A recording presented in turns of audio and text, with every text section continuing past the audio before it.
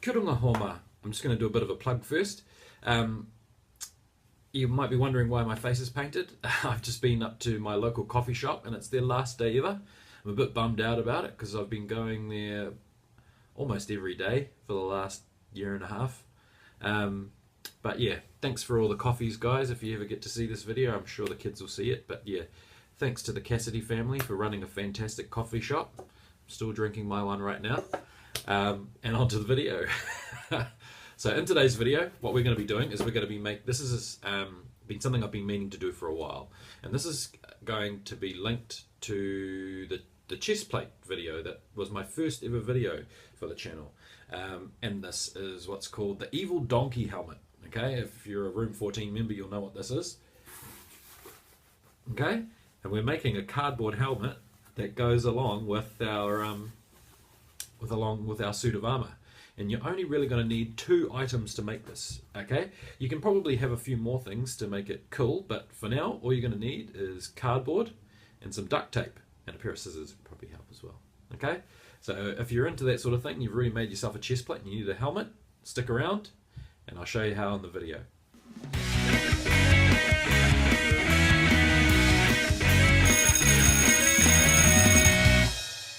So you've stuck around and you want to see how to make an evil donkey helmet of your own. So this is my original prototype. Okay, it's called the Evil Donkey helmet because initially we had really long, like Batman style ears on it, and it didn't really look like Batman. It made you look more like a bit of a donkey, and it's quite a cool helmet. It goes quite well with the cardboard chest suit of armor.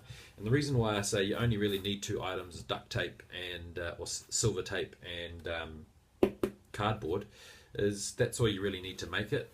Okay, but if you wanted to make it look better, and I've had a couple of videos recently of people who have been quite satisfied with the cardboard chest plate, and they've said that they'll just do a few extra things to tweak it. That's awesome. This idea came from the same event that the chest plate came from. It was a trashing item to go along with the suit, the chest plate, to make like a full cardboard suit of armor. But this is a really simple build. It's the old stereotypical nose guard medieval style helmet. Okay, it's quite boxy, but basically, like I said, you only need a cardboard, a pair of scissors or a craft knife, and some duct tape, and you're away laughing. Okay, so if you want to look as cool as me, we'll get right into it. Okay, so first things first, what you're going to need to do is get yourself a suitable piece of cardboard. Ideally, the bigger the better, because to make the whole helmet, you just need 1 piece of cardboard, and you're not going to cut it into separate pieces. You're going to cut parts out of it, but you ideally want to keep it in 1 uniform piece, because the design of this helmet, when I came up with it, and I'm sure there's other people that have done a very similar design, it's nothing original or anything, but when I thought of this, it's a very simplistic design, and it's really important that you don't cut any of the parts off. You keep it 1 uniform thing, and it just makes it so much simpler. But first, what we need to do is we need to get some measurements. So a lot of people don't have a tailor's tape measure at home. But if you do, that's fantastic. If you don't, just get a piece of ordinary string, and you want to wrap it around the fattest part of your head. Okay, if you're like Mr. Ashley, your head generally tends to be quite fat. I've got a massive head, so it's really hard finding the appropriate piece of cardboard. But if I zoom out of it, I measure that piece of string, okay, against a normal tape measure or a ruler or whatever you got at home, and that'll give you your rough measurement. If you don't have a tape measure, if you don't have anything that you could use to measure, or if your head measurement's longer than a school ruler, like a 30 centimeter ruler, just you cut off that piece of string and then maybe tie a knot where you've done it, and then use that, because all this is there for is to give you an idea of how big your head is, and then so you're not looking at any numbers or anything like that unless you're going to actually use your tape measure, but a piece of string will work just as well. Okay, it's not going to be super precise. Once you've done the girth of your head, okay, the circumference of your head, what you need to do then is you need to figure out the height. Okay. Using the measurements that you've taken, if we imagine that this section here with the cross on it, that's the stuff that we need, and we're going to cut all the rest of it out. And basically what you're going to do is once you've cut that piece out, we're going to wrap it around our head, and that cross section folds over to make the nose guard, and then the two side portions fold down to make the ear parts. Now, I'm going to show you on a piece of cardboard. Don't worry, I'm just giving you a bit of a heads up, okay? This bit here is going to be quite short, because if you make it too long, the cross ends up over here. We want the cross to be basically on the crown of your head, right there, okay? Right in the sweet spot, okay? It does take a little bit of perfecting to get this down pat. Don't worry, I'm going to show you when I do my one in a second, but it's important that when you cut these pieces out here, you don't cut any length off any of the cross guard part or the evil donkey ear part until the very end, okay? All we're going to do is we're going to mark out our measurements, okay, whatever your measurements are with your piece of string and whatnot, and then cut out this bit, this little gap here, and this little gap here, and that'll leave a big piece of cardboard with a cross attached to it, okay? So, stick around and I'll show you mine. Okay, so I've got mine roughly marked out. Now you can see I've done a couple of over marks and, you know, eyeballed it, and depending on how much white, sorry, I shouldn't cover up my face while I'm talking. I eyeballed it a little bit to see how much, how wide I want the bridge of my nose guard and all that kind of stuff. So every time I do this, it comes out a little bit slightly differently depending on what I'm going for. So just to give you a bit of an idea how much I've changed it, the depth of this helmet is 26 centimeters. Okay, from there to there, bucket size, okay? I want it to be a lot shorter this time. I want it to sit up about here, okay, about there-ish. So I've got it 21 centimeters, okay? So if you see there, you can see how it's gonna sit, okay? Makes sense? So my chin's gonna stick out the bottom, but I'm cool with that, okay? This is only a do-over. And I've also got to take into account that it's not a very large piece of cardboard, okay? It only just comes round in front of my face like that. So I'm going to have to slightly change how I did the eye holes from the last one. So the next step now is to cut it out, okay? Cut it out. And I'm going to try and, obviously, well, I'm not going to try, I'm going to remove this part here, that part there, that part there. Make sure you remember what parts you're going to cut out. I find it quite helpful sometimes to draw a bit of a squiggly line and you know what parts are staying and what parts are going. But that's up to you, okay? I trust you. I trust you. So.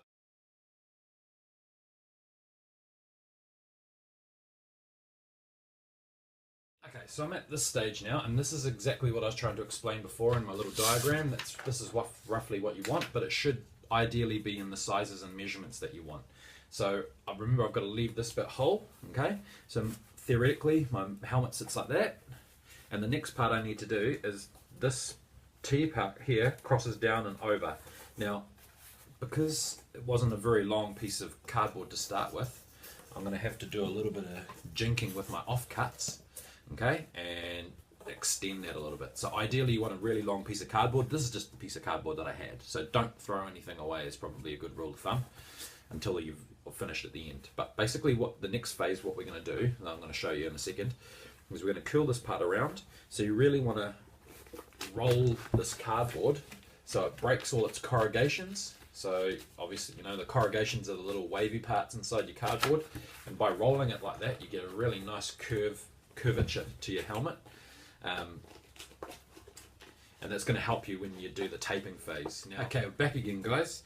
Now hopefully you've got yours nice and curly like mine is. Don't worry about the crown, who cares, it's all good. Recommend using a nice clean piece of cardboard, but like I say, I'm trying to recycle this one. So now what you've done is, if you've curved this piece of cardboard here, you want to try and curve not so much these bits, you can worry about these bits a bit later, but definitely the bridge of the nose, especially if you've gone against the corrugation. Now oh no, this is going with the corrugation. No, with and against the corrugation, because I'm so difficult to work with. Because what I've done here is I've taped a piece of cardboard to extend the bridge of my nose for my nose guard. So what we need to do now is we're going to go around like this, and I know that it doesn't quite meet, okay? That's actually perfect, because what we want to try and do is get it into somewhat of a slight pyramid shape, because You want your nose to stick through, and the same with your mouth. Okay, and don't worry about this bit here, how it looks, because you're going to hide that with the bridge of your nose. Now, what I need to do first is I need to cut myself a nice piece of tape to hold everything in place. Now, this is going to be a little bit difficult for me with this particular piece of cardboard because it's got crayon on it, so I'm a little bit skeptical as to how well my duct tape is going to stick.